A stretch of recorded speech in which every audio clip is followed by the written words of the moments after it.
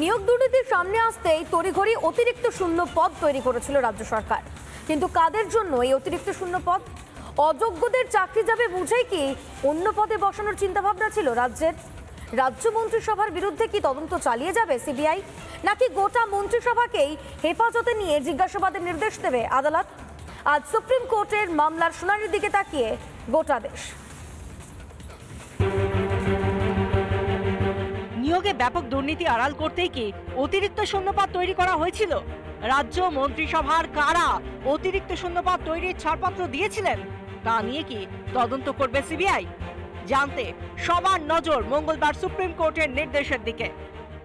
মুখ্যমন্ত্রীর কয়েকদিন থেকে আমরা দেখতে পাচ্ছি শুধু জেলে যাওয়ার ভয়। উনি বারবার বলছেন আমাকে জেলে পাঠাতে পারেন। এর আগের দিন তার কারণ হচ্ছে আগামীকাল অর্থাৎ 8 তারিখে সুপ্রিম কোর্ট যে সুপারনিউমারি পোস্ট নিয়ে যে মামলা শুনবে, এই পাপের জন্য আগামীকাল যে মামলার শুনানি হচ্ছে ওই মামলায় আমি 100% আশাবাদী যে আগামী দিনে আপনি এবং আপনার ক্যাবিনেটের লোকেরা, মন্ত্রীরা যারা এই সুপারনিউমারি পোস্ট ক্রিয়েট করেছিলেন তারা জেলের ভেতরে যাবে। অতিরিক্ত শূন্য পদের সিদ্ধান্তকে শিলমোহর দিয়েছিল মমতা বন্দ্যোপাধ্যায়ের মন্ত্রিসভা, যার কপি রিপাবলিক বাংলার হাতে। বিজ্ঞপ্তিতে দেখা যাচ্ছে মন্ত্রিসভার মদতেই দুর্নীতি। 5ই মে 2022-এ বিজ্ঞপ্তি দেয় মন্ত্রিসভা। 5261টি শূন্যপদ তৈরির কথা বিজ্ঞপ্তিতে উল্লেখ করা হয়। সবাই সচেতনভাবে একটা দুর্নীতিকে লালন পালন করার জন্য সরকারি টাকা ব্যয় করবার সিদ্ধান্ত নিয়েছেন। এটা অনেক গভীর চক্রান্ত এবং একটা ব্যাপক দুর্নীতি। সেজন্যই আদালত এ ব্যাপারে হস্তক্ষেপ করেছেন এবং সিবিআই তদন্তের নির্দেশ দিয়েছেন। কলকাতা হাইকোর্ট তদন্তের নির্দেশ দিয়েছেন। ওরা গেছেন সুপ্রিম কোর্টে। সুপ্রিম কোর্টে শুধু ওদের একটাই বক্তব্য ছিল, হুজুর আমাদের কোনো রকমে বাঁচাও যাতে তদন্ত না হয়। সুপ্রিম কোর্টের যখন বিচারপতি চন্দ্রচূড় ছিলেন তিনিও কিন্তু এই তদন্তের আদেশে কোনো স্থগিতাদেশ দেননি। তিনি শুধু বলেছিলেন যে তদন্ত করতে পারো কিন্তু কোনো রকম কঠোর পদক্ষেপ নিও না। একেবারে ইংরেজি শব্দটি ছিল নো প্রেসিপিটেটিভ অ্যাকশন বি টেকেন। কারণ তখন নির্বাচনের মুখে না কি ছিল, ওরা বললো আমাদের সব মন্ত্রীরা যদি জেলে চলে যায় তাহলে তো মুশকিল। এই ধরনের সাবমিশন সুপ্রিম কোর্টে ছিল। সেই কারণে সুপ্রিম কোর্ট বলেছেন না তদন্ত চলবে কিন্তু কোনো প্রেসিপিটেটিভ অ্যাকশন নেওয়া যাবে না।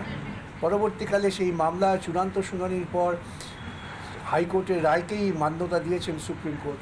এখন এই সুপারনিউমারি পোস্ট সংক্রান্ত ব্যাপারে সিবিআই তদন্তের আদেশ নিয়ে আগামীকাল হবে। সেখানে সুপ্রিম কোর্ট কী বলেন তাদের জন্য আমাদের অপেক্ষা করতে হবে। 2024-এর 22শে এপ্রিল অতিরিক্ত শূন্যপদ নিয়ে মমতা বন্দ্যোপাধ্যায়ের সরকারকে বড় সড় প্রশ্নচিহ্নের মুখে ফেলে দেয় কলকাতা হাইকোর্ট। রাজ্য মন্ত্রিসভার বিরুদ্ধে সিবিআই তদন্তেরও নির্দেশ দেয় হাইকোর্ট। হাইকোর্টের সিবিআই নির্দেশের বিরোধিতা করে সুপ্রিম কোর্টে যায় রাজ্য।